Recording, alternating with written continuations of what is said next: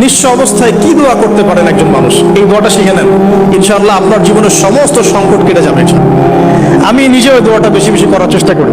দোয়াটা হচ্ছে, মুসা আলাইহিস সালাম একটা গাছের নিচে হেলান দিয়ে বসলেন, বসে দেখলেন দুজন মেয়ে দাঁড়িয়ে আছে দূরে, পানি নিতে পারছে না। লোকজন পানি নিয়ে যাচ্ছে, ওরা দাঁড়িয়ে আছে বেচারি। মুসা আলাইহিস সালাম গিয়ে বললেন, কি সমস্যা আপনাদের? এটা নিয়ে আপনারা আবার মেয়েদের সাথে কথা বলার চেষ্টা করেন, ঠিক আছে? তো মাহারাম গায়রা মাহারাম মেনে চলে। তারা বললো যে আমাদের বাবা অনেক বৃদ্ধ মানুষ, আমরা পানি নিতে পারি না যতক্ষণ না আমাদের কম পানি নিয়ে চলে যায়।